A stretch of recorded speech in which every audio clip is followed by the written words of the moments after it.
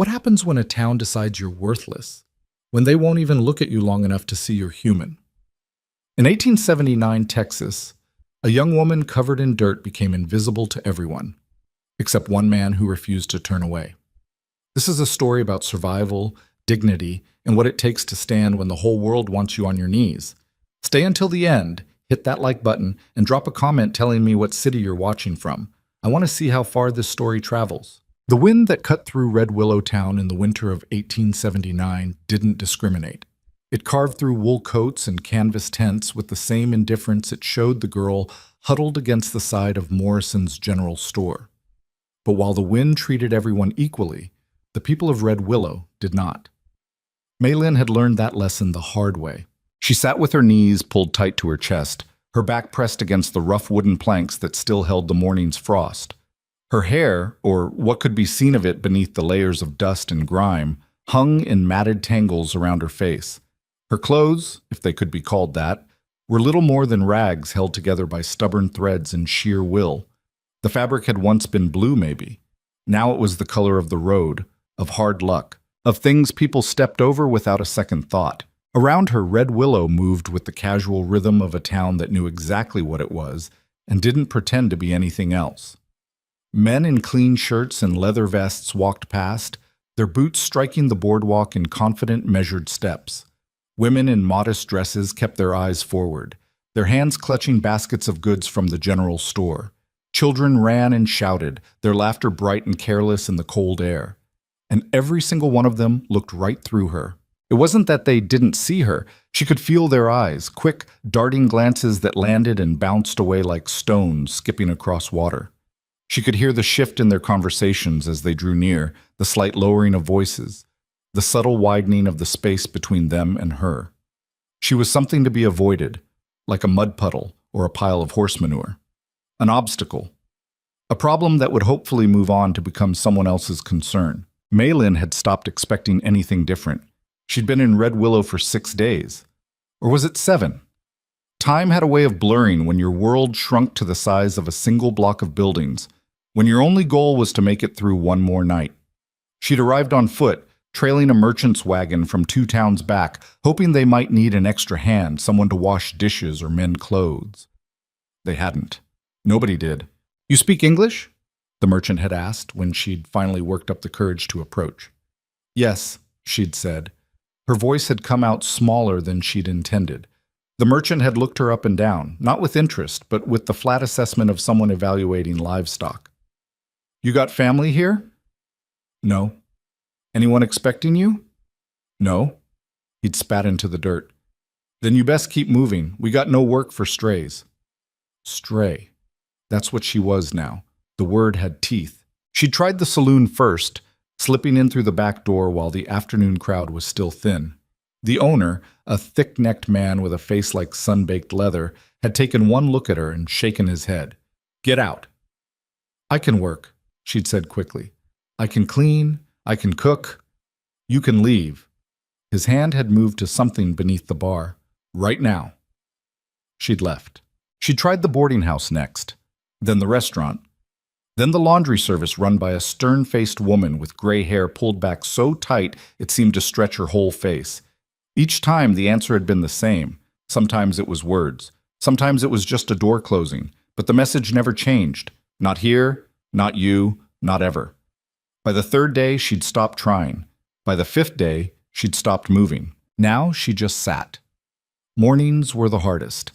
That's when the cold seemed to settle deepest into her bones, when the hunger was a living thing clawing at her insides. She'd learned to tuck her hands inside her sleeves, to keep her breathing shallow so the ache in her ribs didn't feel quite so sharp. She'd learned which shopkeepers might leave out scraps and which ones would chase her off with a broom.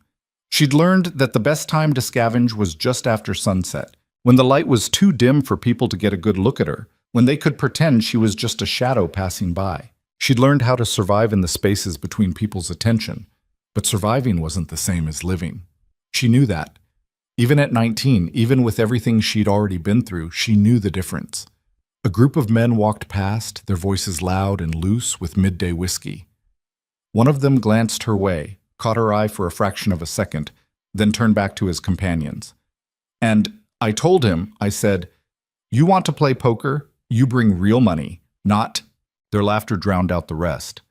Mei Lin pulled her knees tighter. She could feel the cold working its way through her skin, settling into the meat of her, the marrow. She wondered, in a distant sort of way, how long a person could sit in one spot before they just became part of the landscape, before they turned into a piece of the scenery nobody noticed anymore. Maybe that's what she was already. A fixture, a thing. The thought should have bothered her more than it did. The sun was high and brittle in the winter sky when she heard the horse. Not unusual. Horses came and went all day in Red Willow, but this one moved differently, slower, more deliberate. The rhythm of its hooves against the hard-packed dirt was steady, unhurried. Mei Lin didn't look up. She'd learned not to look up. Eye contact invited attention, and attention was rarely good.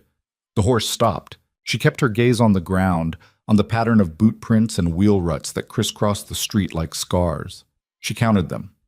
17 boot prints in her field of vision. 18. 19.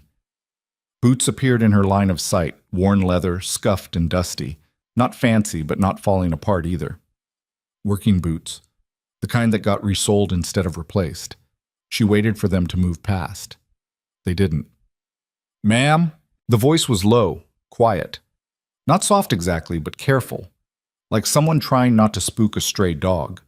Mei Lin's muscles tensed. She pressed herself flatter against the wall. Sometimes if you made yourself small enough, invisible enough, people would give up and move on. Sometimes. "Ma'am, you all right?" She risked a glance up, just enough to see him without fully raising her head. He was tall, or maybe everyone just seemed tall from where she sat. Broad-shouldered beneath a dark coat that had seen better days but was still in one piece. His hat was pulled low, shadowing most of his face, but she could see the lower half, strong jaw, a few days' worth of stubble, a mouth that wasn't smiling but wasn't cruel either. And a scar. A long one, running from just below his left eye down to his jawline, the kind that made people look away. She knew about scars, about the things that made people look away. "I'm fine," she said. Her voice came out like sandpaper. He didn't move, didn't step closer, but didn't leave either, just stood there holding his horse's reins in one hand. "You need help?" The question was so unexpected she almost laughed. Help? When was the last time anyone had asked her that? When was the last time anyone had asked her anything that wasn't a version of, "Why are you still here?" "No," she said. "You sure?" She looked up then, fully up, meeting his eyes. They were gray, the color of winter clouds before snow. And they were looking at her, not through her, not past her, at her. It made something twist in her chest, something that felt dangerously close to hope, and hope was a luxury she couldn't afford. "I don't need your help," she said, harder this time. "I don't need anything." He studied her for a long moment.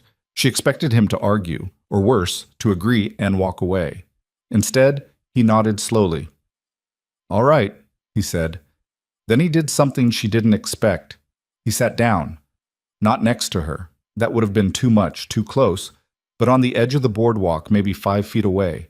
Close enough to talk without shouting, far enough to give her space. He took off his hat and set it on his knee.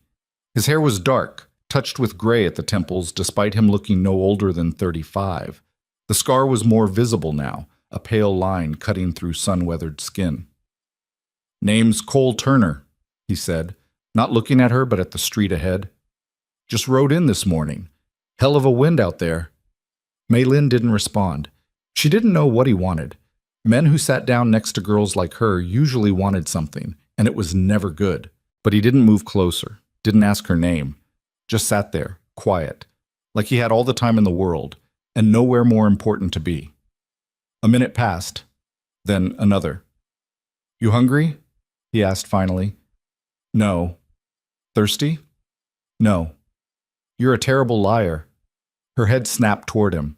He wasn't smiling, but there was something in his expression, not amusement exactly, but something gentler than she was used to seeing on anyone's face. "I'm not lying," she said. "All right." He reached into his coat and pulled out a canteen. Old dented metal with a leather strap worn smooth from use. He unscrewed the cap and took a drink, then set it down on the boardwalk between them. not offering it directly, just leaving it there. In case you change your mind, he said. Maylin stared at the canteen. Her throat was so dry it hurt to swallow. She'd found water 2 days ago, a horse trough behind the livery stable. It had tasted like rust and horse spit, but it had been water. She hadn't found any since. Pride said to ignore it. Survival said something else. I'm filthy, she said quietly. I'll contaminate it. Cole glanced at her, then at the canteen. It's seen worse. I don't mean the canteen. She meant herself. She meant the dirt that covered her skin like a second layer. The smell she knew must be coming off her in waves, even though she'd stopped noticing it days ago. She meant everything that made her unfit for decent company. She meant, don't waste your kindness on something this ruined. Cole was quiet for a moment. Then he said, water's water, dirt washes off. Simple words.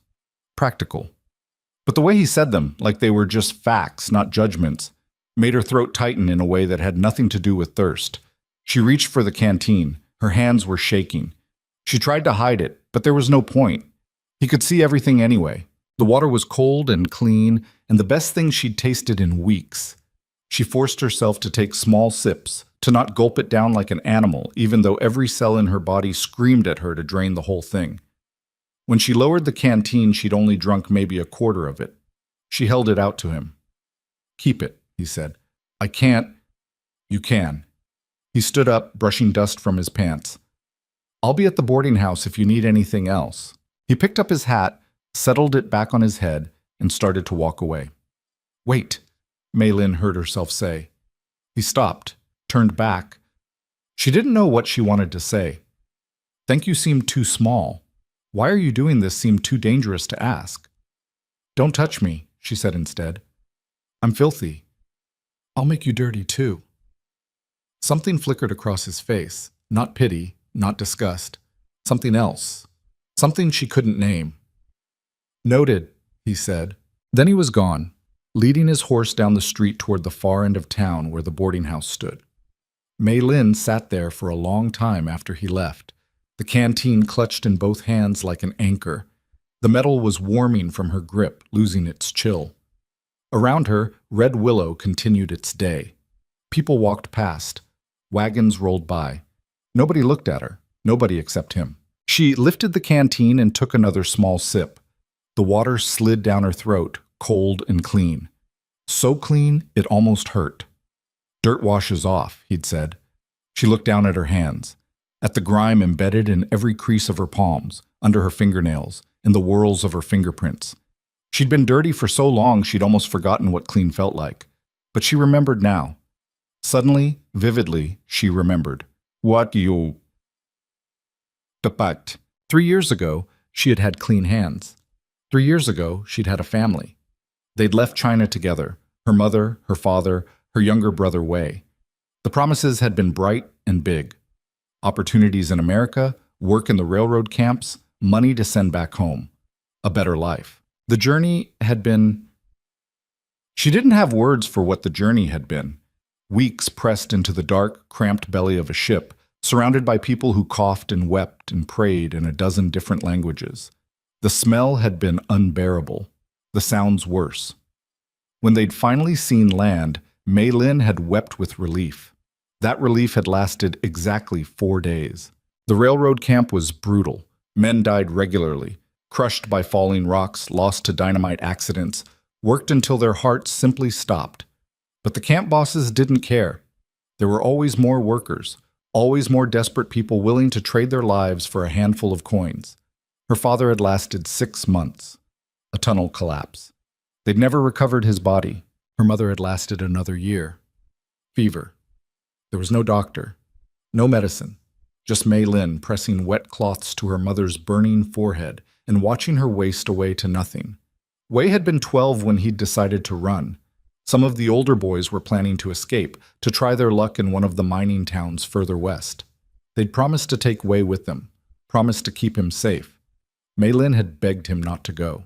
He'd hugged her tight and told her he'd come back for her. As soon as he made enough money, as soon as he found somewhere safe, he'd come back. She'd never seen him again. After that, Maylin had been alone, and alone was dangerous. The camp bosses had started looking at her differently. The other workers had started looking at her differently. She'd understood what would happen if she stayed. So she'd run. She'd hidden in supply wagons, slept in barns, traded work for food when she could, and stole when she couldn't. She'd learned that being pretty was a liability, that men looked at young Chinese women and saw either a servant or something worse. She'd learned that dirt was a kind of armor, that if you made yourself ugly enough, invisible enough, some men would leave you alone. Not all of them, but some. She'd been running for 2 years. 2 years of towns that didn't want her, jobs that lasted a week before someone complained, nights spent shivering in alleys and abandoned buildings. 2 years of being a ghost, a stray, something that existed in the margins of other people's lives. She'd forgotten what it felt like to be seen, until today. Until a scarred cowboy with gray eyes had sat down next to her and asked if she was all right. But the sun was lower now, painting Red Willow in shades of amber and rust. Mei Lin had moved from her spot by the general store to a narrow space between two buildings where she could watch the street without being seen. Old habit. Always know where the exits are. Always have a way out. She'd been watching the boarding house for the past hour. Not consciously, not with any real plan. But her eyes kept drifting to it, to the second-floor window where she'd seen a lamp being lit as the daylight faded. Was that his room? Was he up there right now having supper, not thinking about the dirty Chinese girl he'd given water to? Probably. Why would he think about her? He'd done his good deed for the day. Eased his conscience. People like him, decent people with consciences, they helped strays because it made them feel good about themselves. She knew that. She wasn't stupid. But her hand kept reaching for the canteen. Well, well, look what we got here. The voice came from behind her. Male, young, mean. Mei Lin's stomach dropped. She turned slowly. 2 of them. Boys, really, probably 17 or 18. Both dressed like cowboys, though she doubted either one had done a real day's work in their lives. Rich kids playing at being rough. The kind who got mean when they were bored. The taller one was grinning. Thought you moved on. Guess you're stupider than you look. The shorter one, darker-haired and meaner-eyed, took a step closer. You know you ain't supposed to be here, right? This is a respectable town. Mei Lin didn't respond. Didn't move. Prey instinct. Maybe if she stayed still enough, they'd lose interest. I'm talking to you, China girl. Leave me alone, she said quietly. Leave me alone, the tall one mimicked in a high-pitched, mocking voice. His friend laughed. You got some nerve, the dark-haired one said. Sitting here all week, stinking up the town. People are starting to talk. Starting to wonder why nobody's run you off yet. I'll leave, Mei Lin said. Tomorrow. I'll leave tomorrow. Nah. He smiled, and it was the worst kind of smile. See, the thing is, we don't believe you. We think you're going to stick around, keep making the place look bad. So we're here to give you some encouragement. The tall one pulled out a flask, took a drink, offered it to his friend, who also drank. Liquid courage. This was going to get worse. Pretty face under all that dirt, the tall one said, squinting at her. Bet she'd clean up nice. Don't matter what she looks like, the dark-haired one said. She ain't people. They were getting closer. Mei Lin's heart was hammering. The alley behind her was narrow, barely wide enough for one person. If she ran, they'd catch her in seconds. If she screamed, nobody would come. She'd learned that lesson already. So she did the only thing she could do. She made herself smaller, wrapped her arms around herself, lowered her head, became invisible. What's going on here? The voice cut through the air like a blade. Not loud, but absolute. The kind of voice that expected to be obeyed. Cole Turner stepped around the corner, his tall frame filling the narrow space. His coat was unbuttoned, his hand resting, casually, but noticeably, on the grip of the revolver at his hip. The 2 boys froze. Nothing, the dark-haired one said quickly. Just having a conversation. Didn't look like a conversation. Cole's eyes moved to Mei Lin. You all right? She nodded, didn't trust her voice. See?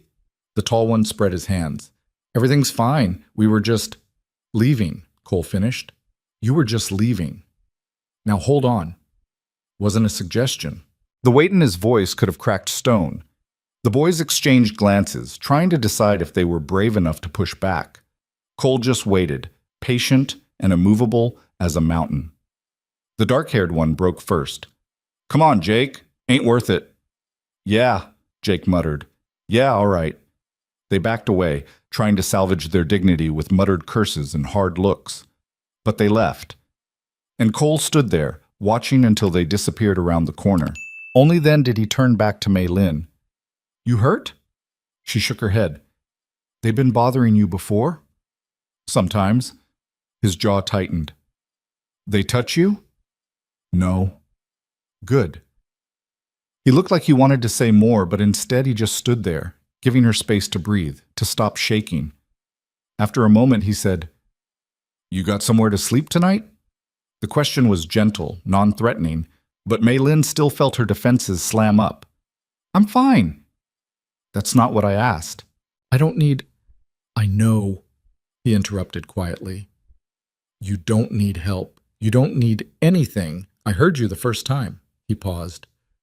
"But it's gonna freeze tonight, and those boys will come back once they get enough whiskey in them to feel brave again. So I'm not asking if you need help. I'm asking if you got somewhere safe to sleep."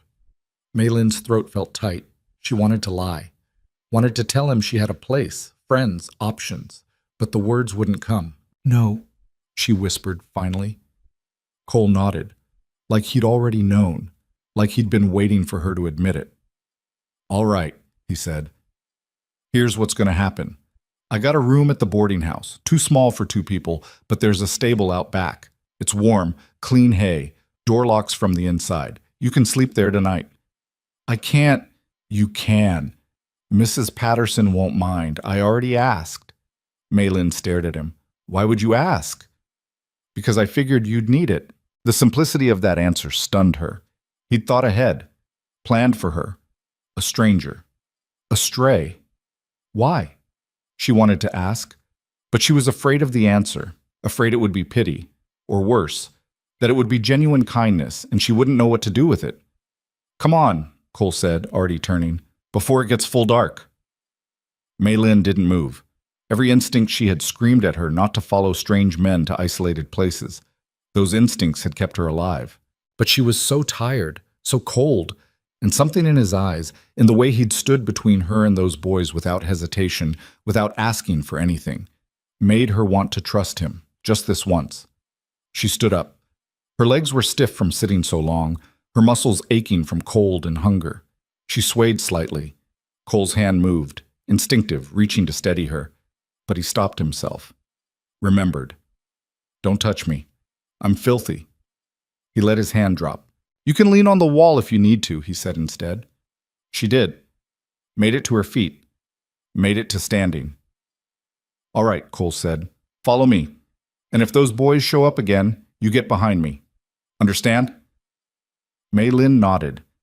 They walked through Red Willow as the last light bled from the sky.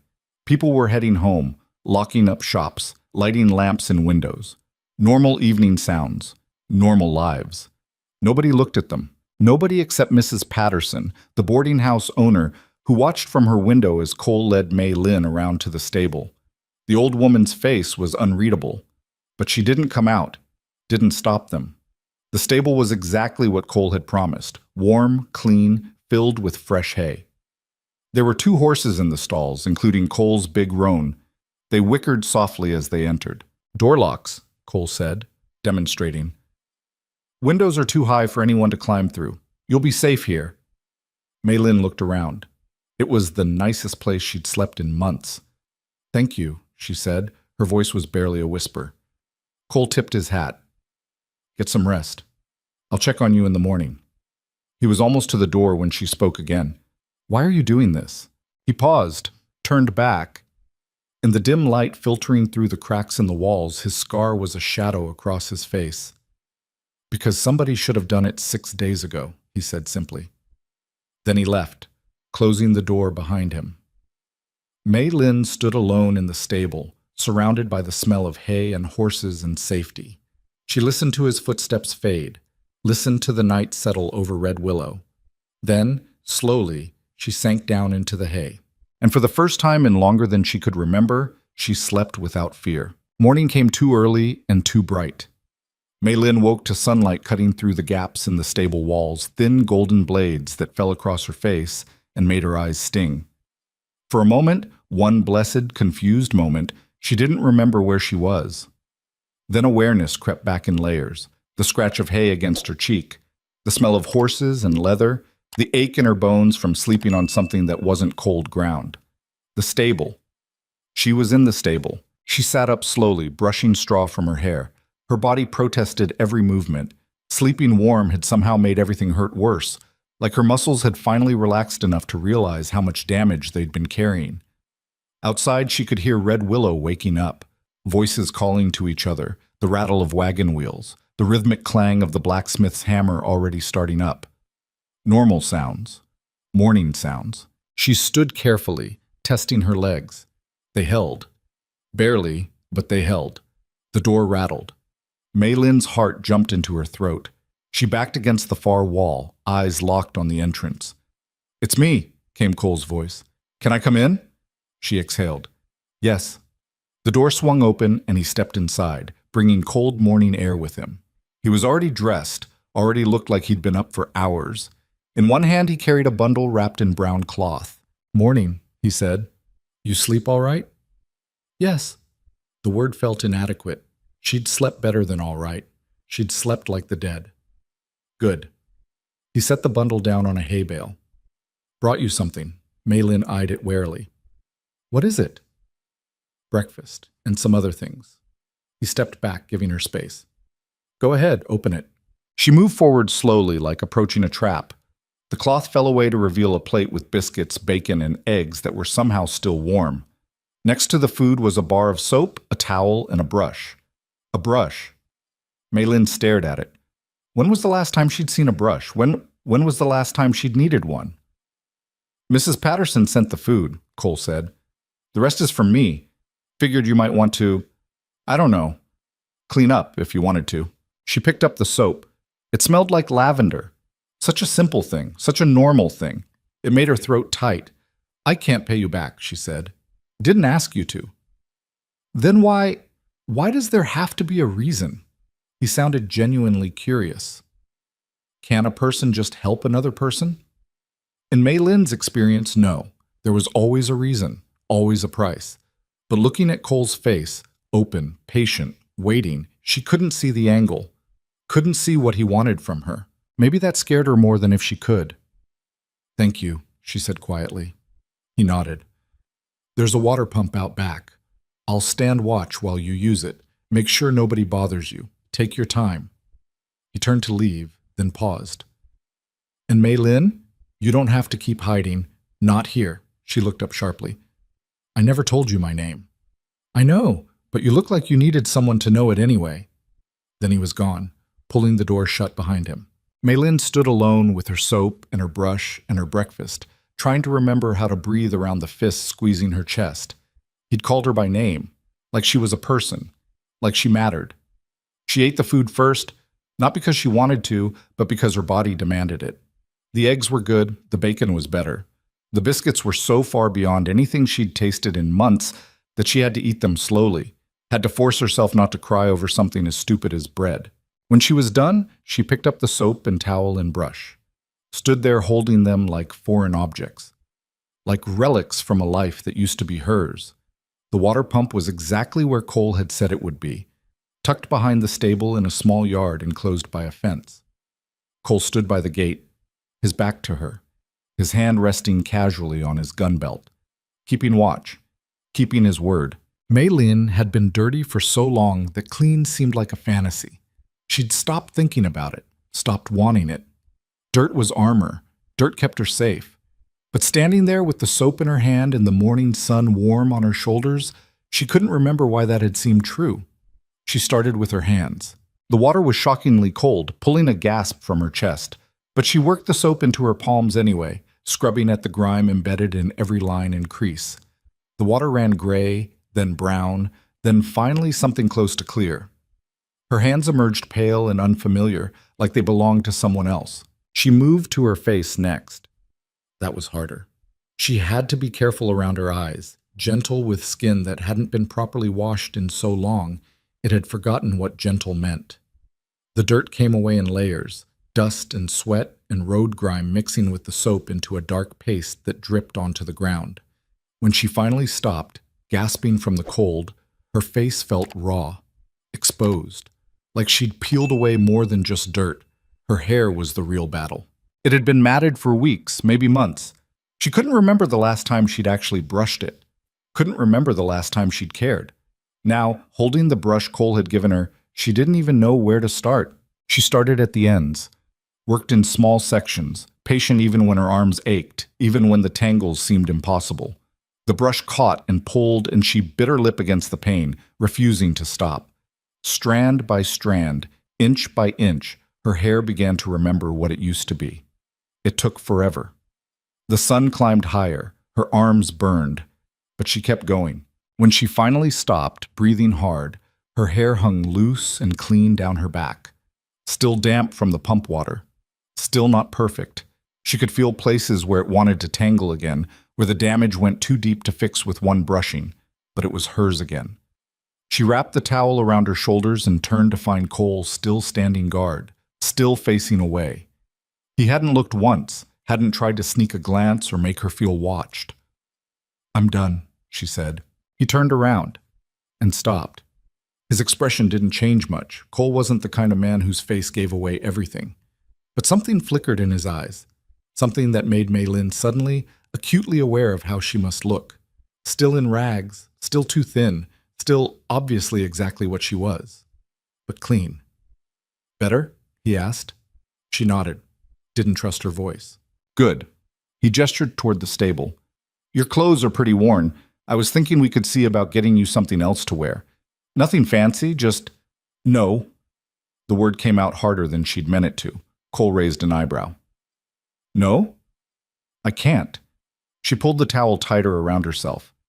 "I don't have money. I can't pay you back. I already owe you too much." "You don't owe me anything." "That's not how it works." Her voice was rising despite herself. "People don't just give things away. There's always a price. Always something they want back." Cole was quiet for a long moment. Then he said, "What do you think I want?" "I don't know." And that was the problem. That was what kept her up at night, what made her check exits and sleep with one eye open.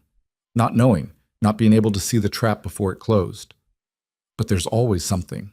"All right." He crossed his arms. "Then let me tell you what I want. I want you to have clothes that don't have holes in them. I want you to sleep somewhere warm. I want you to eat regular meals. That's it. That's the whole list." "Why?" "Because I've been where you are." The words came out flat, matter of fact. "Different circumstances, maybe, but I know what it's like when the world decides you're not worth the dirt under its boots. And I know what it's like when someone shows up and gives a damn anyway. So that's what I'm doing. I'm giving a damn." Maylin stared at him, at the scar cutting across his face, at the way he held himself, like someone who'd learned to expect violence and didn't flinch from it anymore. "What happened to you?" she asked quietly. "Long story." He uncrossed his arms. "Maybe I'll tell you sometime. But right now, I'm asking if you'll let me help. Not as payment, not as debt, just as one person to another person who could use a hand." Every instinct Maylin had screamed at her to say no, to run, to not let anyone get close enough to hurt her, but she was so tired of running. "Okay," she whispered. Cole nodded once. "Okay, let's go see what we can find." Red Willow looked different in full daylight, or maybe Maylin looked different. Either way, walking down the main street next to Cole instead of huddled against a wall, she noticed things she'd missed before. The way the buildings leaned slightly to the left, like they were tired. The faded paint on the general store sign. The way people's eyes slid away when they saw her, not with the blank dismissal of before, but with something more complicated. Confusion, maybe.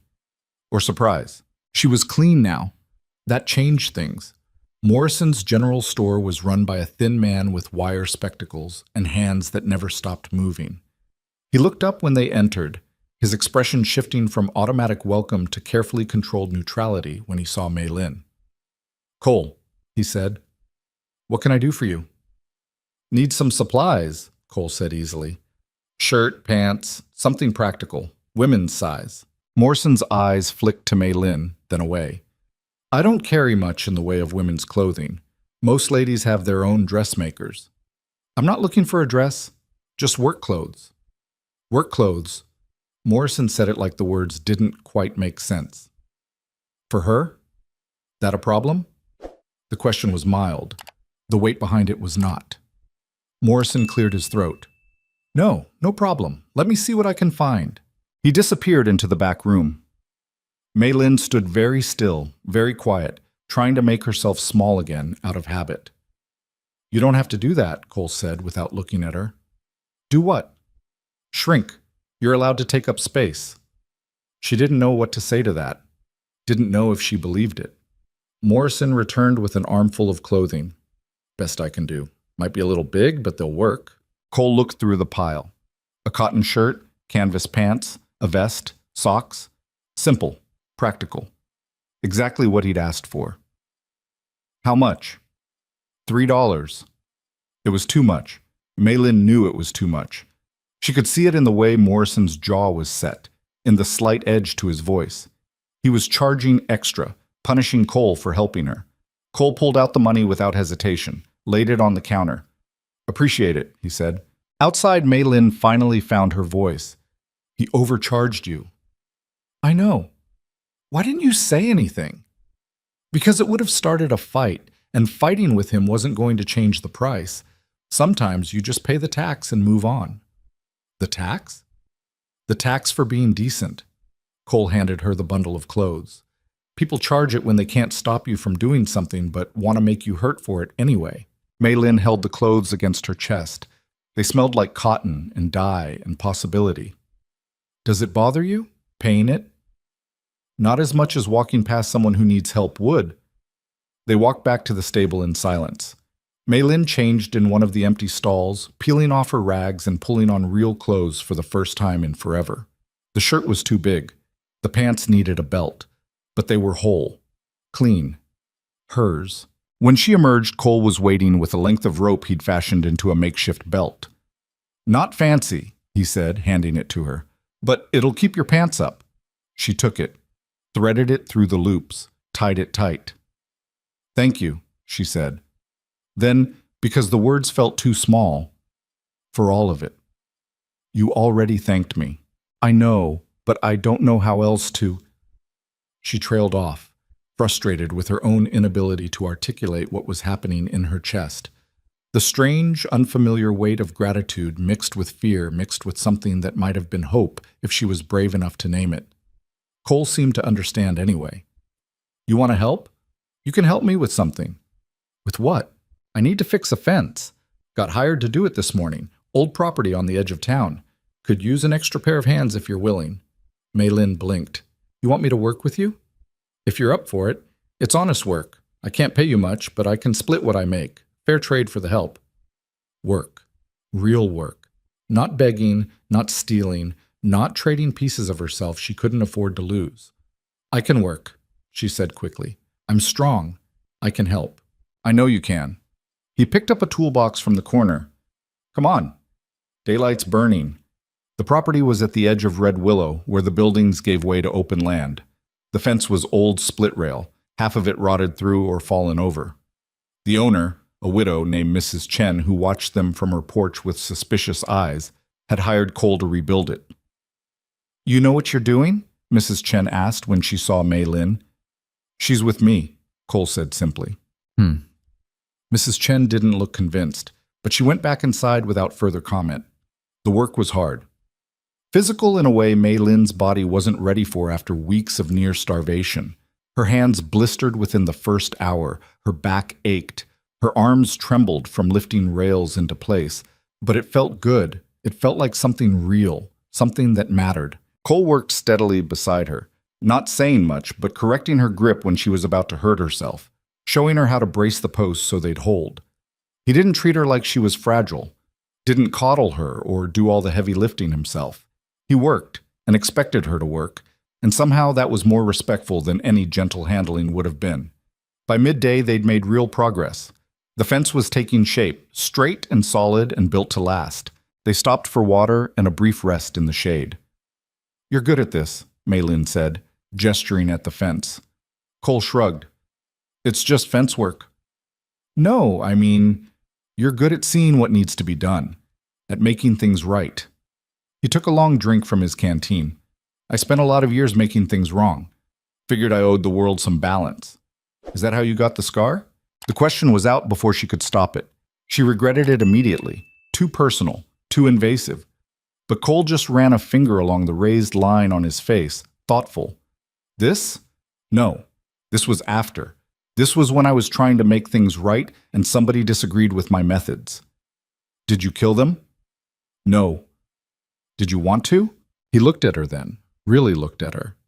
Yeah, I wanted to, but wanting to and doing it are different things. That's the line I'm trying to stay on the right side of. Maylin understood that. The line. The constant calculation of how far you could bend before you broke. How much you could take before you became the thing you were running from. I've wanted to hurt people too, she admitted quietly. The men who, when they look at me like I'm not human, like I'm just something to use and throw away. I've wanted to make them bleed. Natural feeling. But I haven't. I know. How do you know? Because if you had, you wouldn't be sitting here feeling bad about wanting to. You'd be harder, colder. He set down his canteen. You've been through hell, Maylin, but you're still soft in the places that matter. That's not weakness. That's strength.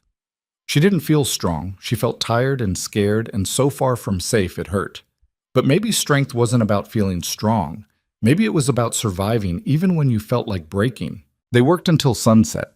By the time they finished, the fence stood complete, solid and straight and true. Mrs. Chen inspected it with a critical eye, then nodded once. Good work, she said. She paid Cole, then looked at Maylin. You too. You did good work. It was the first compliment Maylin had received in longer than she could remember. It hit her harder than it should have. Thank you, she managed. Walking back to town, Cole split the payment exactly down the middle. Maylin stared at the coins in her palm, more money than she'd held in months. I didn't do half the work, she protested. You did more than half the work. I just knew what I was doing. He pocketed his share. Besides, this way you can start paying your own way. No debts, no favors, just your own earned money. The weight of the coins felt good, felt real. That night, Maylin didn't sleep in the stable. Cole had arranged for her to rent a tiny room at the boarding house. Nothing fancy, barely more than a closet with a bed, but it had a door that locked and a window that let in morning light. She lay in the narrow bed, clean and fed and employed, and tried to remember the last time she'd felt this close to human. It scared her. This feeling. This dangerous, fragile hope that maybe things could be different. That maybe she could be different, because hope meant you had something to lose. And Maylin had already lost so much. The nightmares came back on the third night. Maylin woke gasping in the dark, her heart hammering against her ribs like it was trying to escape. For a moment, she didn't know where she was.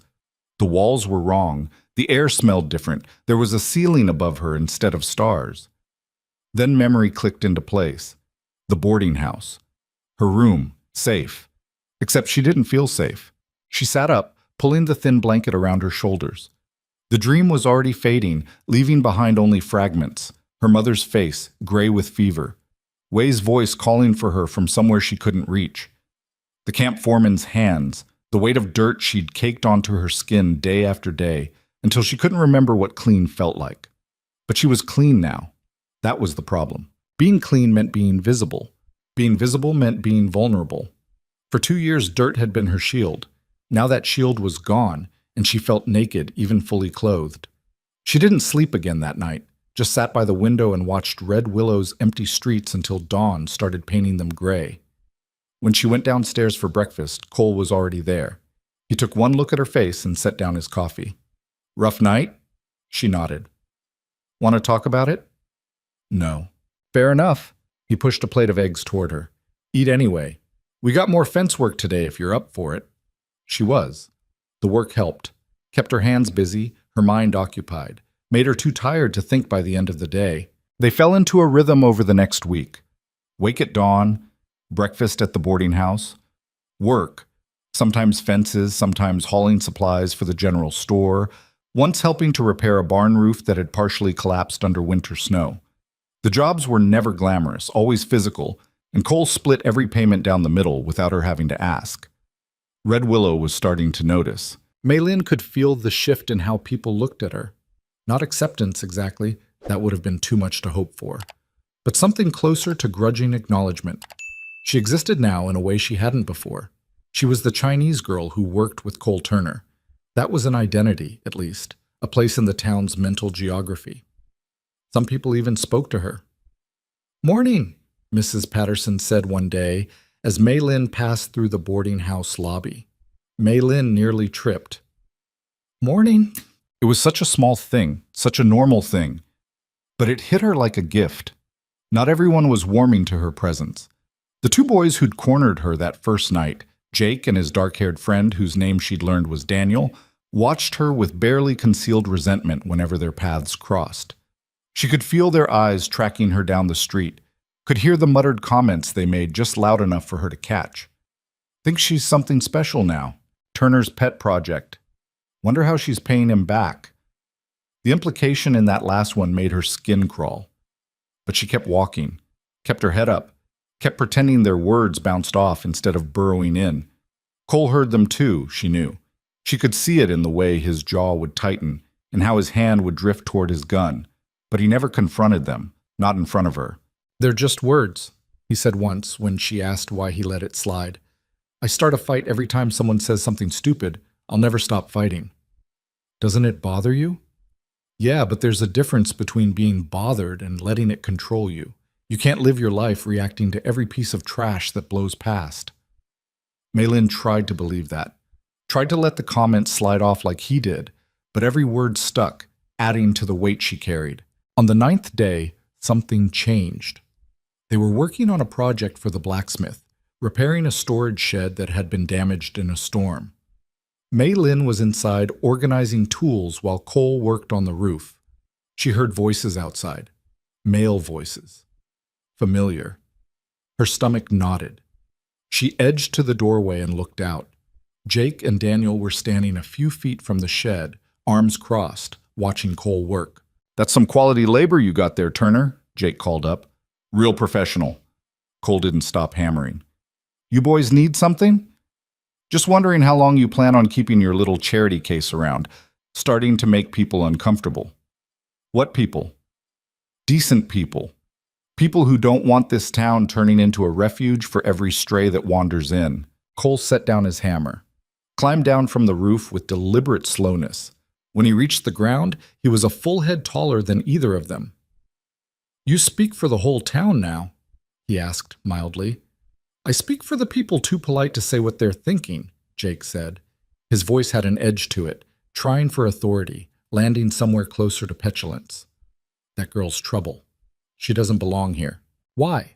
Because she's Chinese? Because she was down on her luck? What exactly makes her not belong?" Jake struggled for words. "She's not right. She's dirty. She's cleaner than you are." Daniel stepped forward, trying to back up his friend. "You know what he means. She's not one of us. And you taking her under your wing, treating her like she's something she's not, it's giving people the wrong idea." "What idea is that?" "That she matters." The words hung in the air like smoke. Maylin felt them settle in her chest, heavy and familiar. She'd heard variations of this speech her whole life. Different words, same message. You don't belong, you never will. Stop trying. But Cole's expression didn't change. He just looked at Daniel with something that might have been pity. "She does matter," he said quietly. "Same as you, same as me. That's not an idea. That's a fact." "That's bullshit," Jake spat. "You can dress her up, teach her to swing a hammer, pretend she's just like everybody else. But she's not. And everyone knows it, except you. Then everyone's wrong. You're making a mistake, Turner. People are talking. People are saying you've lost your perspective, that you're too soft on what?" Cole's voice dropped lower. Dangerous. "Say it. Go ahead. Tell me exactly what you think she is." Jake's mouth worked. But whatever slur he was about to throw out died when he met Cole's eyes. There was something in them that made even stupid boys with liquid courage think twice. "Thought so," Cole said. He turned away, dismissing them. "You boys are done here. Move along." "You can't tell us—" Cole turned back. The movement was fast enough to make them both flinch. "I'm not telling you," he said softly. "I'm asking nice. Once. You want to find out what happens if I have to ask twice?" They didn't. Jake made a show of spitting in the dirt. Daniel muttered something about this not being over, but they left, slunk away like dogs who'd been kicked. Cole stood there until they were gone. Then he picked up his hammer and climbed back onto the roof without a word. Maylin stayed in his doorway, shaking. Not from fear, from anger. From the sheer unfairness of existing in a world where people like Jake could decide she didn't matter and have that opinion treated like a reasonable position. "You all right?" Cole called down. "No." He climbed down again, slower this time. When he reached her, he didn't touch her. He never touched her without permission. But he stood close enough that she could feel his presence like a wall between her and the world. "Don't listen to them," he said. "Why not? They're saying what everyone thinks. They're saying what small minds think. There's a difference." "Is there?" Maylin heard her voice rising and couldn't stop it. "Because from where I'm standing, it doesn't matter if their minds are small or big. It doesn't matter if they're wrong. They still get to decide who belongs and who doesn't. They still get to make the rules. Only if you let them." "How do I not let them? How do I just exist in a place that doesn't want me without letting it tear me apart?" Cole was quiet for a long moment. When he spoke, his voice was rough. "You find one person who sees you, really sees you, and you hold on to that until you're strong enough to see yourself." "Is that what you did?" "Yeah." "Did it work?" He touched his scar. "Still working on it." The honesty in that answer steadied something in Maylin's chest. He wasn't pretending to have all the answers, wasn't offering her empty platitudes or false promises, just the truth. This was hard. It stayed hard, but you could survive it anyway. "Thank you," she said, "for what you said to them, for standing up. Didn't do it for thanks. Did it because it needed doing. Still, thank you." He nodded, started to turn back to work, then paused. "You know what the worst part is about people like Jake and Daniel?" "What?" "They're scared. Deep down, they're terrified that if someone like you can matter, if someone they've been taught to look down on can be just as human as they are, then maybe the whole system they've built their lives around is a lie. And that scares them more than anything. So they fight it. They fight you. Because admitting you matter means admitting they've been wrong. And most people would rather die than admit they're wrong." Maylin thought about that. "Does it get easier? Eventually? Some days it gets harder." He picked up his hammer. "But you keep going anyway. That's all you can do." They worked until dark. When they finally called it a day, the blacksmith paid them and complimented their work. Didn't say anything about the confrontation earlier. Maybe he didn't know. Maybe he didn't care. Walking back to the boarding house, Maylin was exhausted. Her hands hurt. Her back hurt. But there was something else too. Something harder to name. A kind of defiance, maybe. A refusal to let Jake and Daniel's words define her. "Cole?" she said as they reached the front steps. "Yeah? Why did you really help me? That first day? The real reason?" He was quiet long enough that she thought he might not answer. Then, "You remember how I said I'd been where you were? Different circumstances?" "Yes. I was 17 when I killed my first man." The words came out flat, factual. "He was beating my mother. I told him to stop. He didn't, so I shot him." Maylin's breath caught. Turned out he was the sheriff's cousin. Didn't matter that he was a drunk who hit women. Didn't matter that I was defending my mother. What mattered was that I'd killed a white man, and I was just some half-breed kid whose father nobody knew and whose mother worked in a saloon. He stared at the dark street. They were going to hang me. Would have too. Except this preacher, old man named Samuel, he stood up at the trial. Said I'd acted in defense of another. Said I deserved mercy. Argued for an hour straight, while the whole town told him to shut up and let them get on with the hanging. What happened? They didn't hang me. Sent me to prison instead. I did 4 years. When I got out, first thing I did was look for Samuel. Found out he'd died 6 months prior. Heart gave out. Cole's voice went rough. Never got to thank him. Never got to pay him back for saving my life. So you're paying it forward. So I'm trying to be the person who stands up. Because if someone doesn't, If everyone just walks past and minds their own business, then people like Jake and Daniel get to decide what the world looks like. And I don't want to live in that world.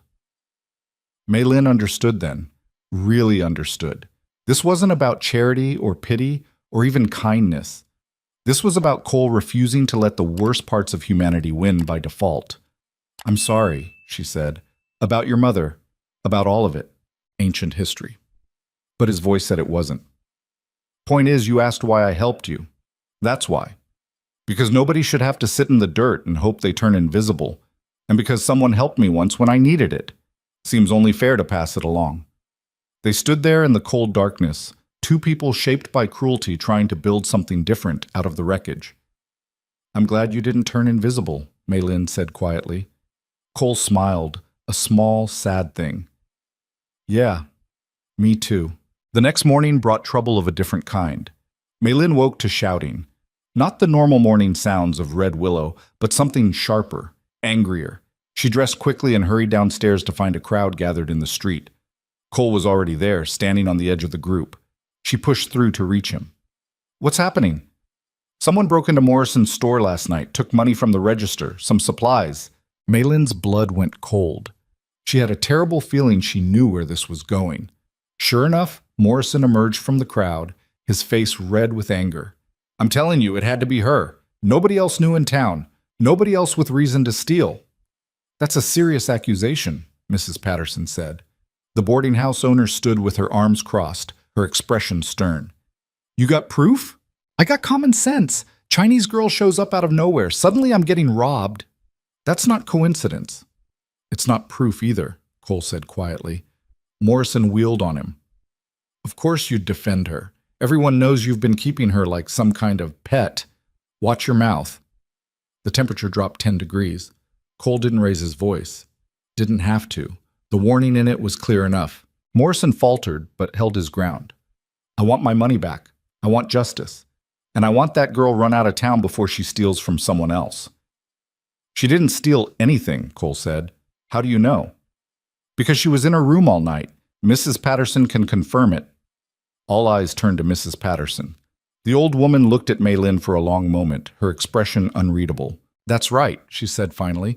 "Girl's room is right under mine. I'd have heard if she'd gone out. She didn't." Morrison's face went even redder. "You're all protecting her, all of you.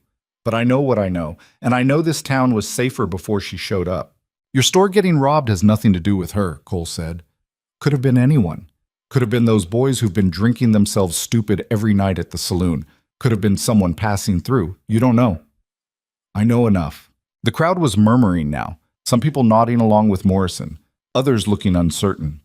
Mei-Lin felt their eyes on her, judging, weighing, deciding her guilt or innocence based on nothing more than the color of her skin and the fact that she was an outsider. She wanted to run. Every instinct screamed at her to run, but she thought about what Cole had said, about finding one person who sees you, about holding on until you're strong enough to see yourself. She stepped forward. "I didn't steal from you," she said. Her voice shook but held. "I didn't steal from anyone.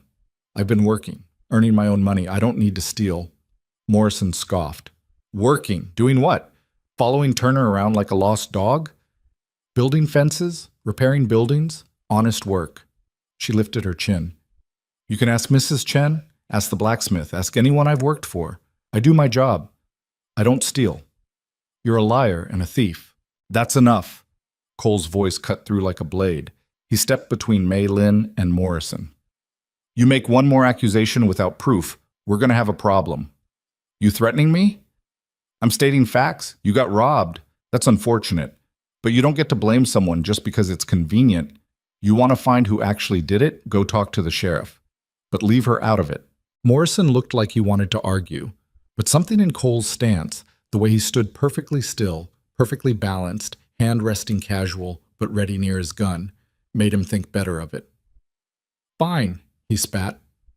"But when something else goes missing, when this town realizes what you've brought into it, don't say I didn't warn you." He stalked off.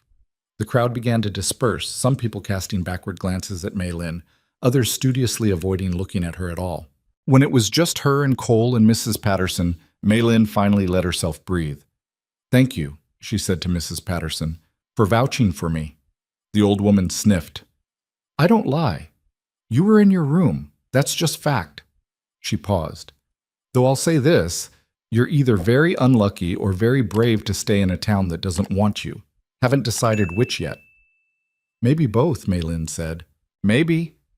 Mrs. Patterson turned to go, then stopped.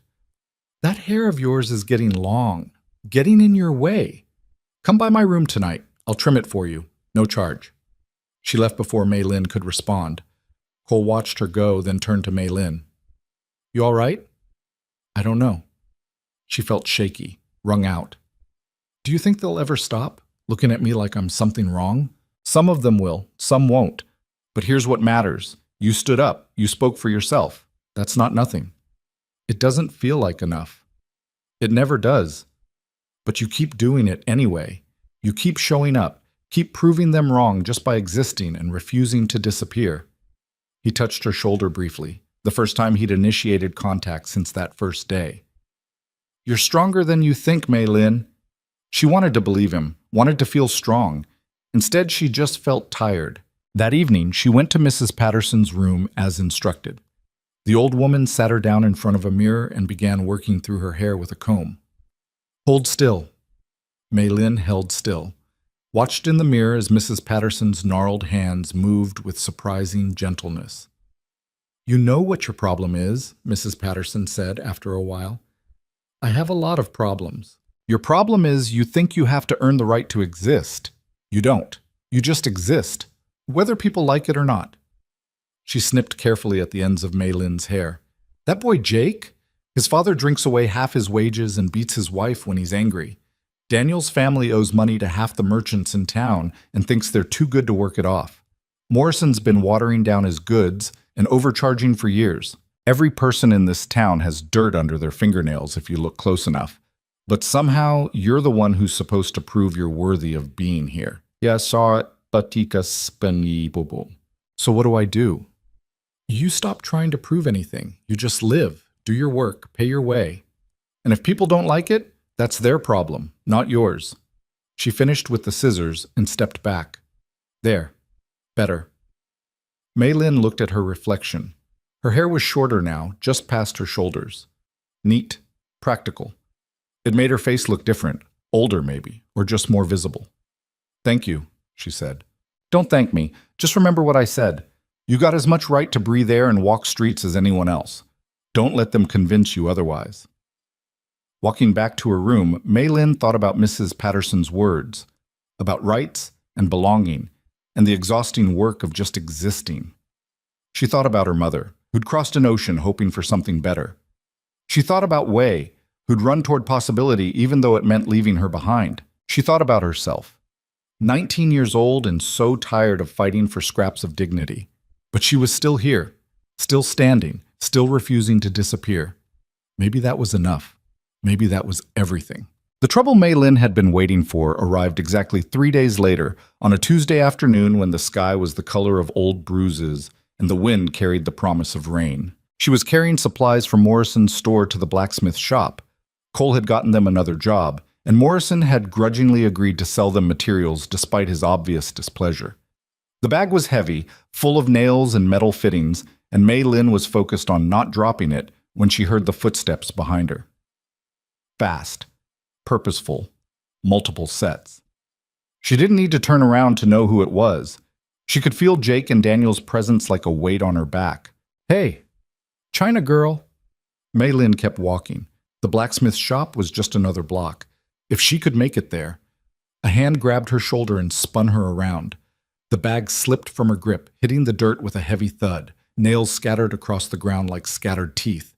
Jake stood close enough that she could smell the whiskey on his breath. Daniel flanked him, grinning that mean grin that said he'd been waiting for this. We're talking to you, Jake said. It's rude to ignore people. I have nothing to say to you. Maylin's voice came out steadier than she felt. Well, we got something to say to you. Jake took another step forward. See, we've been real patient, real tolerant. We let Turner play hero, let him parade you around like you're something other than what you are. But enough's enough. Cole said, Cole ain't here, Daniel cut in. His eyes were bright with something ugly. Saw him head out of town an hour ago. Won't be back till evening. So it's just us, just you and us having a little conversation. Maylin's heart kicked against her ribs. She looked around. The street wasn't empty. There were people nearby, going about their business. But no one was looking her way. No one ever looked her way unless they had to. I need to get these supplies to the blacksmith, she said, bending to pick up the bag. Jake kicked it away. Nails went flying. You need to listen when people are talking to you. His voice had an edge now, sharp and getting sharper. You need to understand something. You don't belong here. You never did. And us being nice about it, us letting you stay as long as you have, that was a courtesy. But you've worn out your welcome. I'm not going anywhere. The words surprised her even as she said them. A week ago, she would have run, would have packed what little she had and disappeared into the night. But something had changed. Something had hardened in her chest. I work here. I pay my own way. I have as much right to be here as you do. Jake's face went red. You have no rights. You're nothing. You're a stray dog that should have been run off the first day you showed up. Funny, Maylin said, her voice cold. Your father's a drunk who beats your mother. Daniel's family can't pay their debts, but somehow I'm the problem. Somehow I'm the one who doesn't deserve to be here. She saw the punch coming but couldn't move fast enough. Jake's fist caught her across the face, snapping her head to the side. Pain exploded through her cheek and jaw. She stumbled, tasted blood. Watch your mouth, Jake snarled. Maylin straightened. Her face throbbed, but she forced herself to stand tall, to not show how much it hurt. That all you got? The words came from somewhere deep and reckless, somewhere that was tired of being scared. A sucker punch from a drunk son? That's supposed to make me leave? This time Daniel moved. He grabbed her arm, twisted it behind her back. The pain was immediate and sharp. Maylin gasped, but didn't cry out. You think you're tough now, Daniel hissed in her ear. You think because Turner treats you like a person, that makes you one? You're nothing. You'll always be nothing. And the sooner you accept that, let her go. The voice came from behind them. Not Cole's voice. Older, female. Mrs. Patterson stood at the edge of the street, a shotgun cradled in her arms like it was an extension of her body. I said let her go, the old woman repeated. Now. Daniel released Maylin's arm. She stumbled forward, caught herself. This ain't your business, Mrs. Patterson, Jake said, but his voice had lost its edge. You're assaulting someone in the middle of my street. That makes it my business. She raised the shotgun slightly, not pointing it at them. Not yet. But the threat was clear. You boys got about 5 seconds to get out of my sight before I decide you're worth the buckshot. You wouldn't try me. Something in her eyes said she absolutely would. Jake and Daniel must have seen it too, because they backed away. Slowly at first, then faster. This isn't over, Jake threw back over his shoulder. Yes, it is, Mrs. Patterson called after them. You come near this girl again, you'll deal with me. And trust me, boys, I'm a lot meaner than Cole Turner when I'm angry. They disappeared around a corner. Mrs. Patterson lowered the shotgun and walked over to where Maylin stood, still shaking. You hurt bad? Maylin touched her face. Her fingers came away bloody. I'll live. That's the spirit. Mrs. Patterson bent down and started collecting scattered nails. Help me pick these up. Can't let good supplies go to waste. They worked in silence for a few minutes. When the nails were gathered and the bag repacked, Mrs. Patterson studied Maylin's face with a critical eye. That's going to bruise. Come on back to the boarding house. I'll clean it up before Cole sees. He's going to see eventually. I know. But there's a difference between seeing a cleaned wound and seeing you standing in the street bleeding. One makes a man concerned. The other makes him stupid. She started walking. Come on. And next time those boys bother you, you scream. Scream loud enough to wake the dead. Don't you ever let someone hurt you in silence. In Mrs. Patterson's room, the old woman worked with efficient, no-nonsense movements. She cleaned the cut on Maylin's cheek with water that stung and pressed a cold cloth to the swelling. Her hands were surprisingly gentle.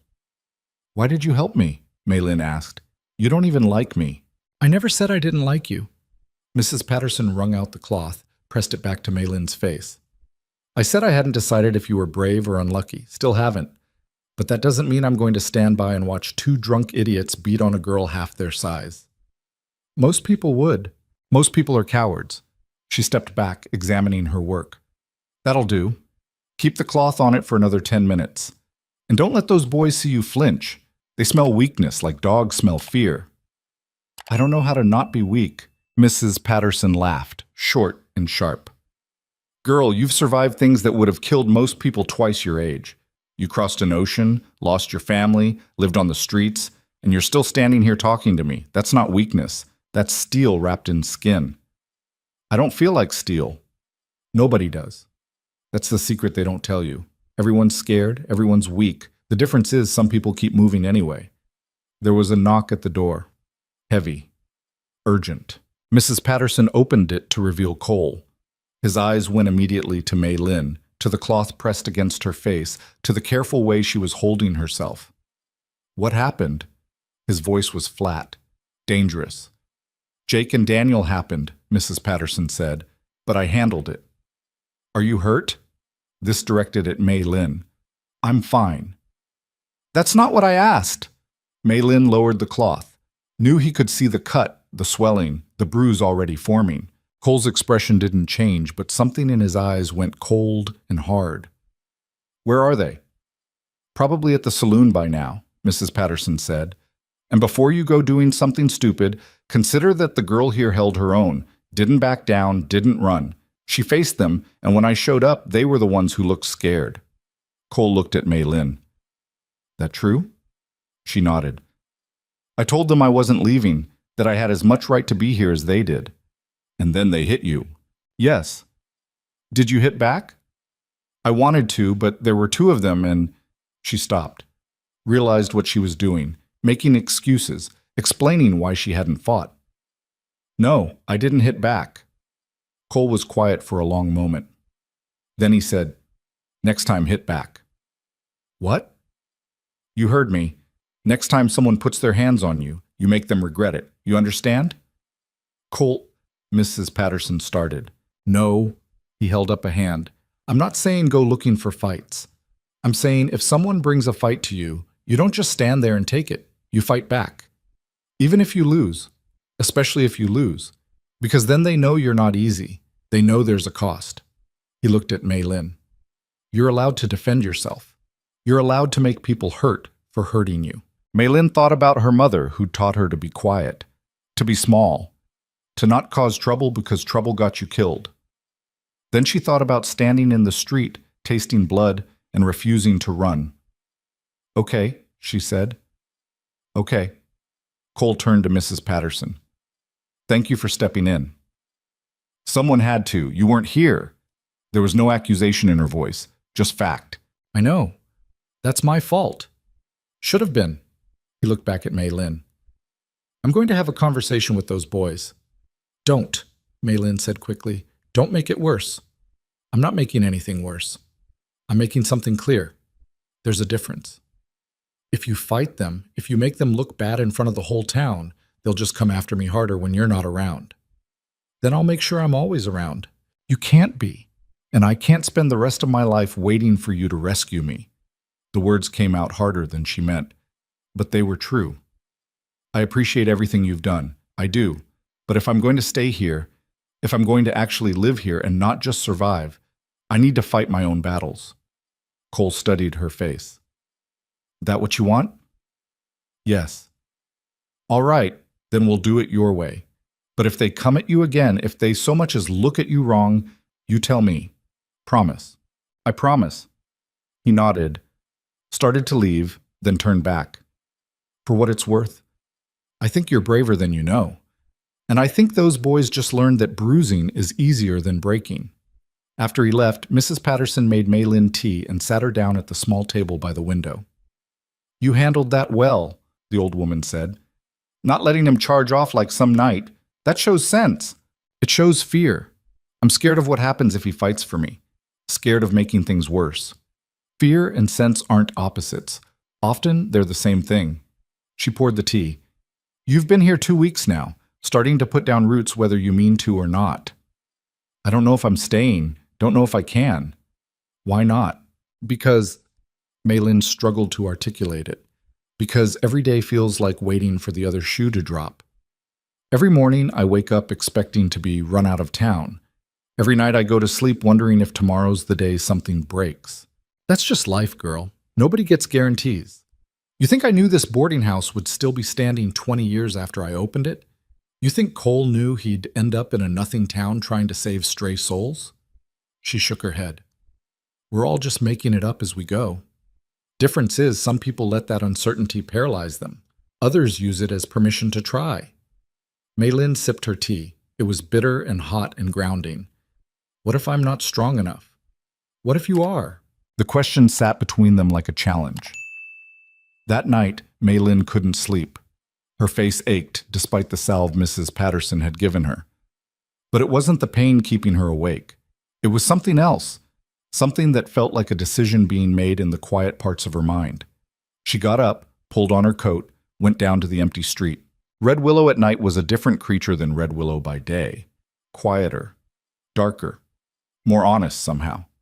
The facades people wore during daylight hours fell away, and what remained was just a collection of buildings trying not to collapse. Maylin walked to the edge of town where the last building gave way to open land. She could see stars out here, thousands of them, cold and distant and indifferent to the small dramas playing out beneath them. She thought about her mother, about the hopes she'd carried across an ocean, about how those hopes had died slowly in a railroad camp with no doctor and no medicine and no mercy. She thought about Wei, about whether he was alive somewhere, whether he'd made it, whether he ever thought about the sister he'd left behind. She thought about herself at 12, at 14, at 16. All the versions of herself that had been carved away by necessity and survival. All the softness she'd had to shed to stay alive. And she thought about the girl she'd been 2 weeks ago, filthy and starving, and so convinced of her own worthlessness that she'd tried to make herself invisible. That girl was gone.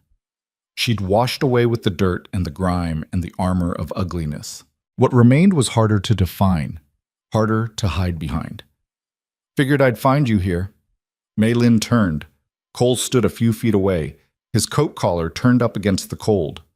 Couldn't sleep? Never can.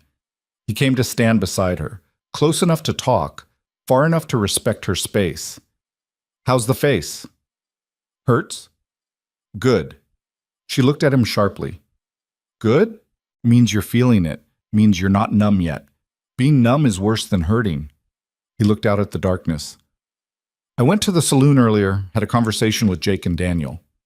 I asked you not to, I didn't fight them, just talked, explained some things, made sure they understood the consequences if they bothered you again. And they heard me. Whether they listened remains to be seen. He was quiet for a moment. You were right, though, about needing to fight your own battles. I can't always be there, and even if I could, that wouldn't help you. Would just make you dependent. So what do I do? You learn to hit back. Really hit back. Not just with your fists, though we can work on that too if you want, but with your words, your presence, your refusal to disappear. He glanced at her. You did good today, standing up to them, not backing down. That's the first step. What's the second step? Making them believe you mean it. Making them understand that you're not going anywhere. And the more they push, the deeper you're going to dig in. Maylin considered that. You make it sound simple. It's not. It's the hardest thing you'll ever do. But it's worth it. Because the alternative is spending your whole life running, and eventually you run out of places to run to. She knew he was right. Knew she'd already run as far as she could go. Red Willow wasn't perfect. It wasn't even particularly welcoming, but it was the first place she'd stopped running, the first place she'd allowed herself to be seen. Cole? What you said earlier about me being braver than I know, did you mean that? Yeah. Why? I don't feel brave. I feel terrified most of the time. That's what makes it brave. Being scared and doing it anyway. He turned to face her. You want to know what I see when I look at you? She nodded. I see someone who's survived things that would have killed me. I see someone who's been beaten down and told she's worthless and still gets up every morning and keeps going. I see someone who's learning to stand when every instinct says to hide. He paused. That's not weakness, Maylin. That's the definition of strength. She felt something crack in her chest, not breaking, opening. "I'm tired," she said quietly. "I'm so tired of being strong, of having to prove I deserve to exist." "I know. When does it stop? When do I get to just be?" "I don't know. But I know it starts with deciding that you're done asking permission. Done waiting for the world to give you permission to matter. You just matter, period. And anyone who says different can go to hell." Mei Lin laughed despite herself. It came out wet and shaky, but real. "You make it sound easy." "It's not easy, but it's simple. You just decide. And then you live like you've decided." They stood there for a while longer, watching the stars wheel overhead. Two broken people trying to build something whole out of the pieces they had left. Finally, Cole said, "Come on, it's late, and you've got work tomorrow." "We have work tomorrow." "That's what I said." Walking back to the boarding house, Mei Lin felt something shift inside her, a decision being made, a line being drawn. She was done running. She was done hiding. Red Willow might not want her, but she was staying anyway. She would work. She would pay her way. She would stand in the open and dare the world to tell her she didn't belong. And if Jake and Daniel came at her again, she would hit back. Maybe she'd lose. Probably she would. But they would know they'd been in a fight. They would know there was a cost to making her bleed. She would make sure they knew. The next morning, Mei Lin woke before dawn. Her face was a mess of purple and yellow bruising, the cut on her cheek scabbed over and ugly. She looked at herself in the small mirror above her wash basin and didn't flinch. This was her face, her skin, her body that had survived. She got dressed, went downstairs, found Cole already waiting with coffee and breakfast.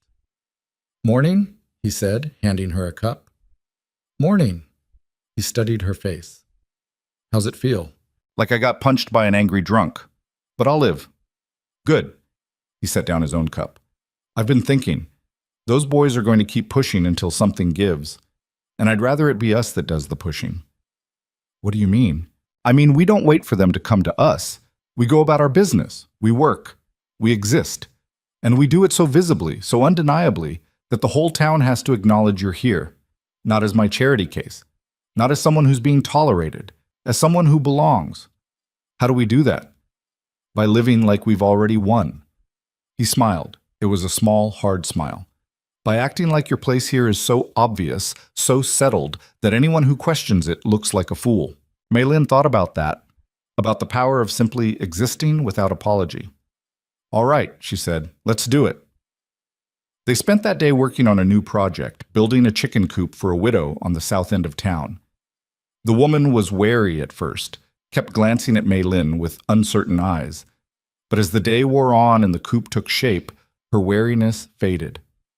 "You're good with your hands," she said to Mei Lin at one point. "Thank you." "Where'd you learn?" "From watching, from doing, from making mistakes and trying again." The widow nodded slowly. "That's the only way to learn anything worth knowing." By the end of the day, the coop was finished. The widow paid them and offered Mei Lin a basket of apples from her tree. "Take them. You earned them." Mei Lin took the basket, felt the weight of it in her hands. Such a simple thing, such a normal thing. Being paid for work with money and apples and respect. Walking back through town, they passed Jake and Daniel lounging outside the saloon. The boys watched them with hard eyes. Mei Lin met their gaze and didn't look away. Didn't flinch. Just kept walking with her basket of apples and her bruised face and her head held high. She saw something flicker in Jake's expression. Uncertainty, maybe. Or the first shadow of doubt. Good. Let him doubt.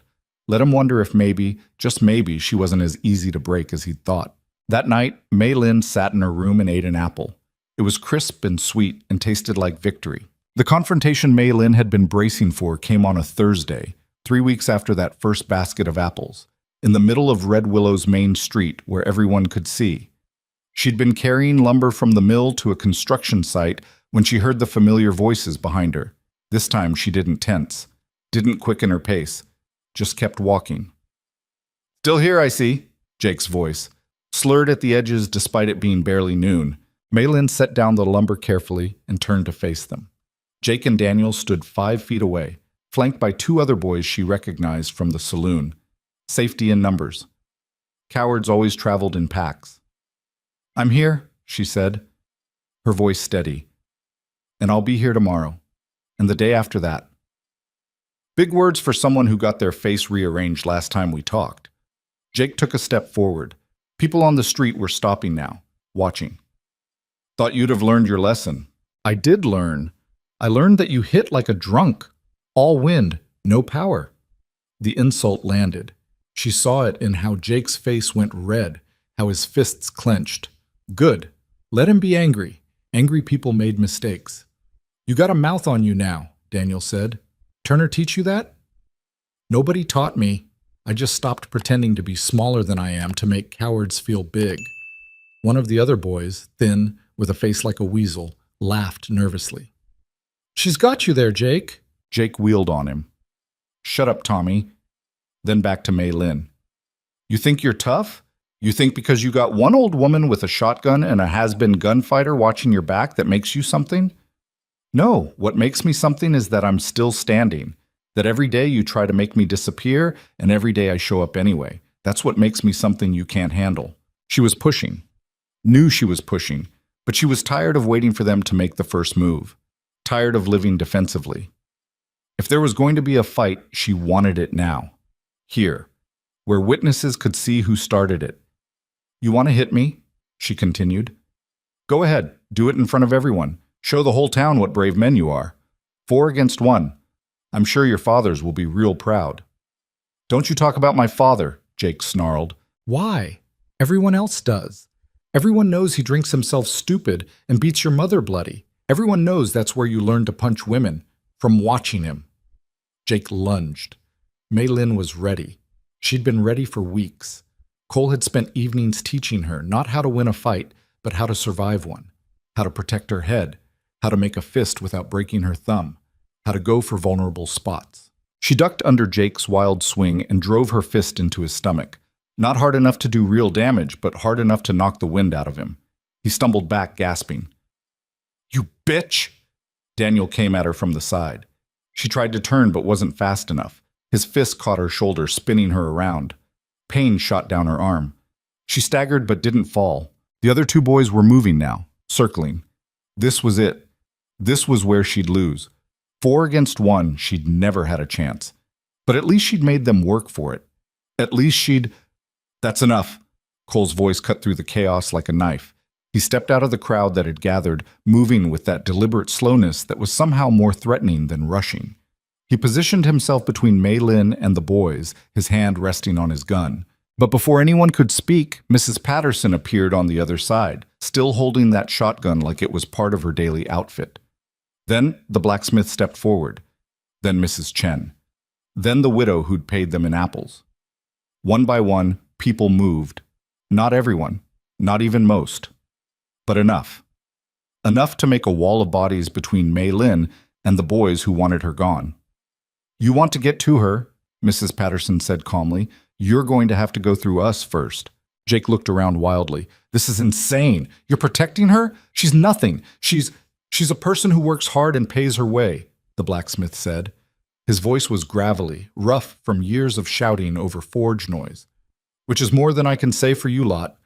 When's the last time any of you did an honest day's work? That's not the point, Daniel said, but his voice had lost its edge. She doesn't belong here. She's not one of us. Neither was I when I got here 30 years ago, Mrs. Chen said quietly. Neither were half the people in this town. We all came from somewhere else. We all started as strangers. That's different. No, Cole interrupted. It's not. You just want it to be different because it's easier to hate someone who looks different than to admit you're looking for someone to blame for your own miserable lives. The words hung in the air, raw, true, ugly. Jake's mouth worked, but no sound came out. He looked at the faces around him, at the people who'd lived in Red Willow longer than he'd been alive, at the shopkeepers and craftsmen and widows who decided for whatever reason that Mei Lin was worth standing for. This isn't over, he said finally. But it sounded hollow, like he knew it was. Yeah, it is, Cole said. You come after her again, you deal with all of us. And son, you don't want that fight. The boys backed away. Slowly at first, trying to salvage some dignity, then faster as the crowd's eyes stayed on them, judging them, finding them wanting. When they were gone, the crowd began to disperse. back to their shops, their work, their lives.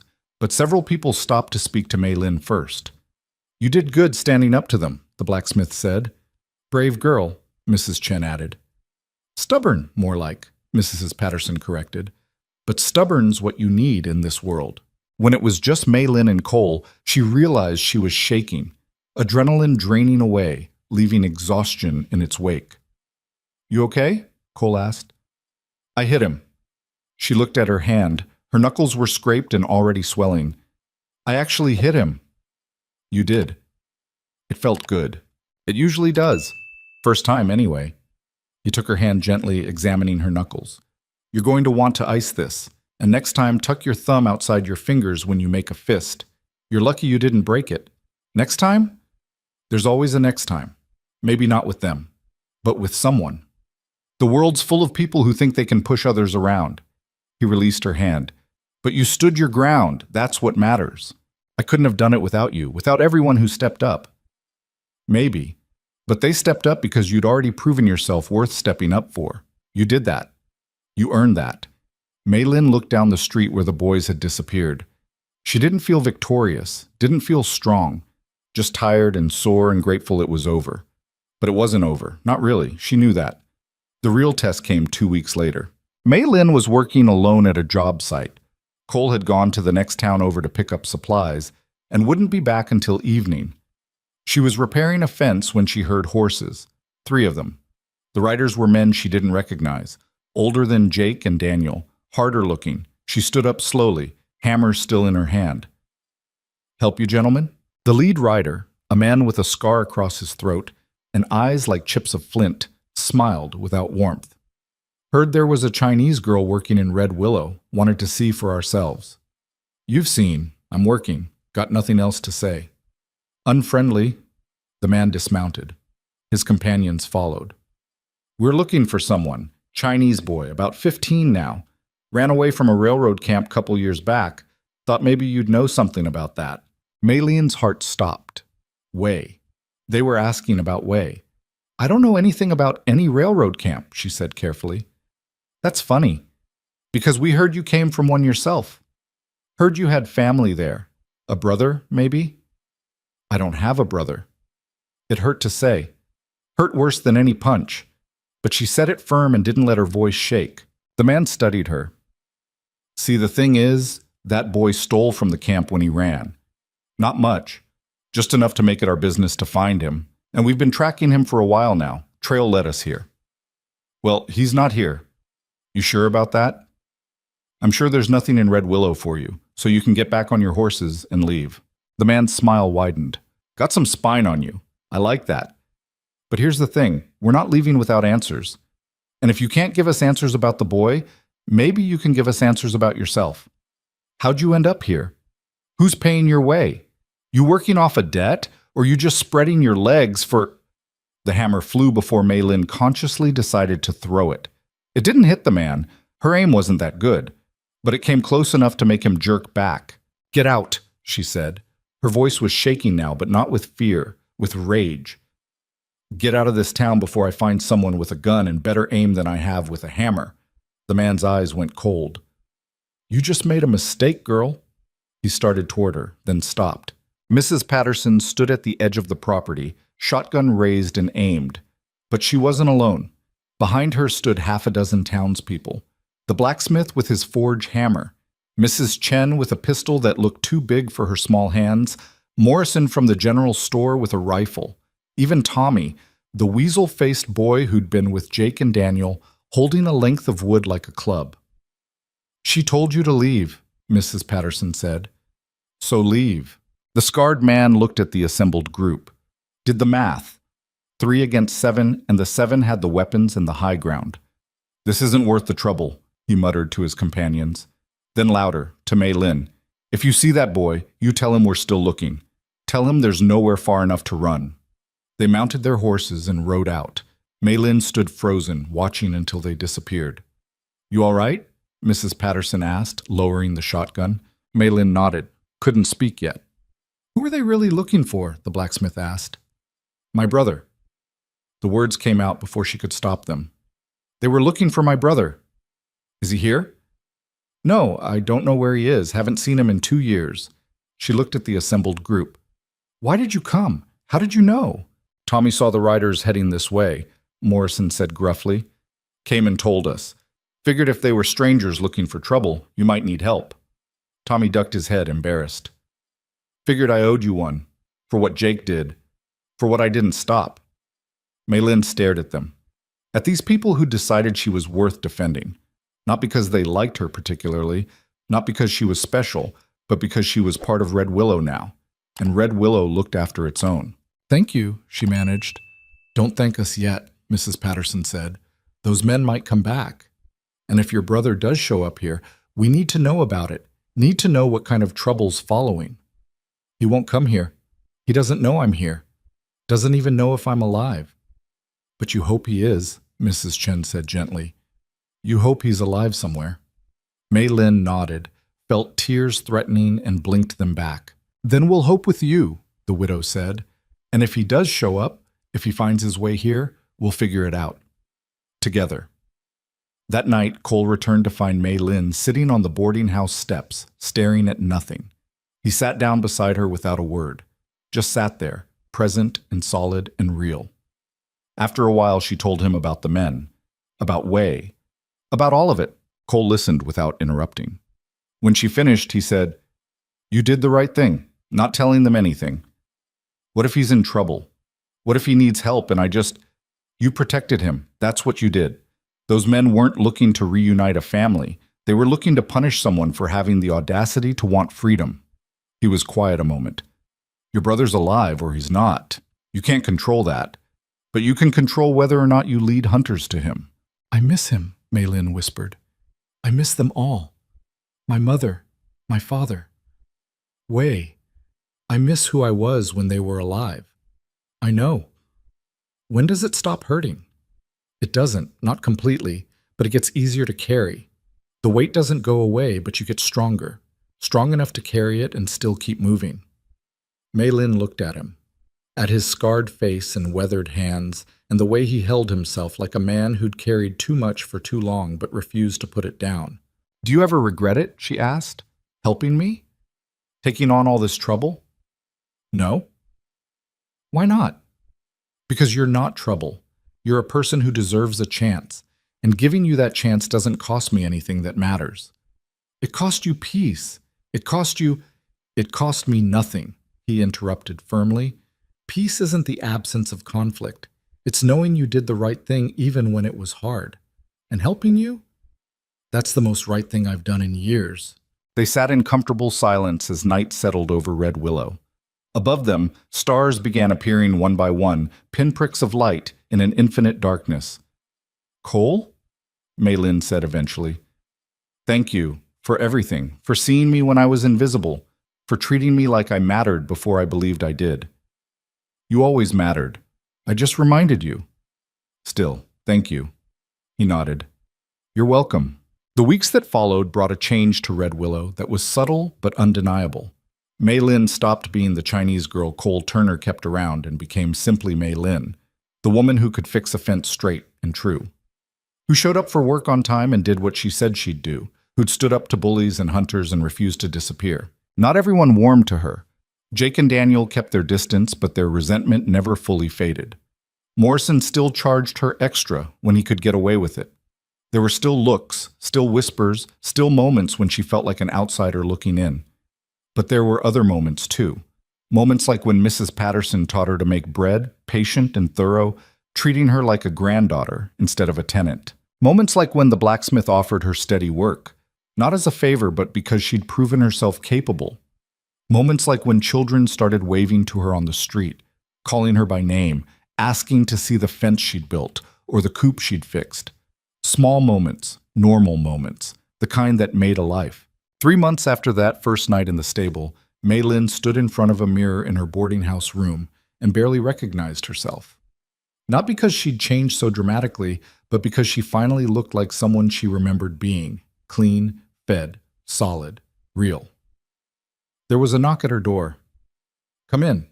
Cole entered, hat in hand. Got something for you. He handed her an envelope. Inside was money, more than she'd ever held at once. What is this? Your share from the jobs we've been doing. Been setting it aside. Figured you might want to start saving. Maybe get a place of your own eventually. Or maybe just have something put away for emergencies. Maylin stared at the money. At the proof that she'd earned something, built something, created value through her own hands and effort. This is too much. It's exactly what you're owed. I kept track. He shifted his weight.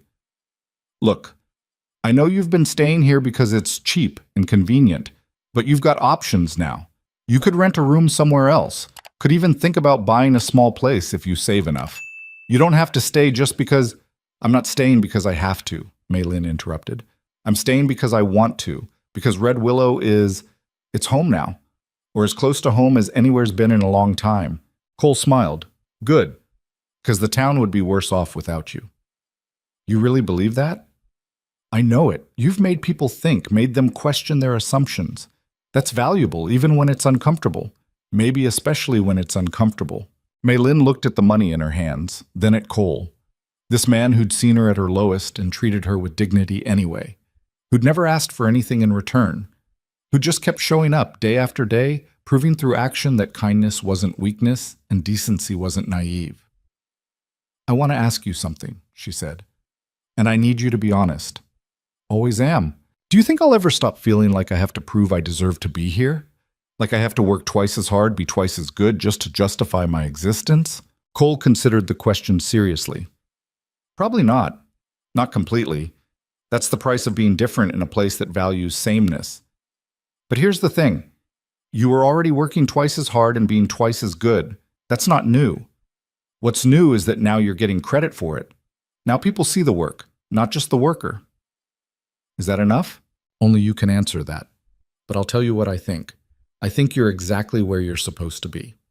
I think you're building something here that matters. And I think anyone who can't see that is blind in ways that have nothing to do with their eyes.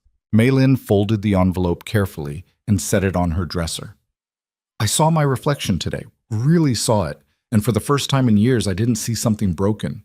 I saw someone who survived, someone who's building a life instead of just enduring one. That's because that's what you are. I couldn't have gotten here without you. Maybe, but you're the one who did the work. You're the one who chose to stay instead of run. You're the one who stood up when standing up meant getting hit. I just held the door open. You're the one who walked through. There was a commotion outside, voices raised in excitement. Cole and Maylin went to the window and looked out. A wagon had arrived, some traveling merchant selling goods. People were gathering, examining wares, chatting with neighbors. Normal life. Normal evening. And there, in the middle of it all, was Maylin's reflection in the window glass, not hiding in the background, not pressed against walls, just standing there, visible and solid and undeniably present. She thought about the girl who'd sat filthy and starving outside Morrison's store, convinced that being invisible was the same as being safe. She thought about all the versions of herself she'd shed like old skin, the terrified child, the desperate survivor, the girl who thought dirt was armor. What remained was harder, sharper, more real, not perfect, never perfect. She still woke with nightmares sometimes, still flinched at raised voices, still felt that flutter of panic when men looked at her too long or stood too close. But she was here, alive, building something. And that was enough. That was everything. Cole touched her shoulder briefly. Come on, Mrs. Patterson's making stew. Says if we're late, she's giving our portions to the dog. She doesn't have a dog. That's how you know she's serious. They went downstairs together, sat at the long table in the boarding house dining room with the other residents. Mrs. Patterson served stew that was too thick and bread that was slightly burnt, and Maylin ate every bite because it tasted like belonging. After dinner, she walked through Red Willow's streets one more time, past the general store where Morrison was closing up for the night, past the saloon where Jake and Daniel would be drinking themselves stupid, past the church and the blacksmith and all the small businesses that made up this small town. She thought about her mother, who died believing the promises of America were lies. She thought about her father, whose body still lay somewhere beneath a mountain. She thought about Way, who she might never see again, but who she hoped, desperately, constantly hoped, had found his own version of safety somewhere. And she thought about herself. About the girl who'd learned that survival wasn't the same as living, that being seen could hurt, but being invisible hurt worse, that belonging wasn't something you were given, but something you built, brick by brick, day by day, through the simple act of refusing to disappear. The stars were bright overhead, cold and distant and beautiful. Maylin stood in the middle of Red Willow's main street and let herself be seen. Let herself take up space. Let herself exist without apology or shame or fear. And for the first time in longer than she could remember, she felt like she was exactly where she was supposed to be. Not because the world had welcomed her with open arms, not because every person in Red Willow had decided she deserved to be there, but because she had decided. She had claimed her space and defended it and refused to let anyone tell her she was less than human. That was the truth beneath all the dirt she'd finally washed away. Not beauty, not worthiness in someone else's eyes, just the stubborn, undeniable fact of her own existence. And that was enough. That was everything. She turned and walked back to the boarding house, where Cole was waiting on the porch with 2 cups of coffee. "Thought you might want this," he said, handing her one. "Thanks." They sat in comfortable silence, watching Red Willow settle into night.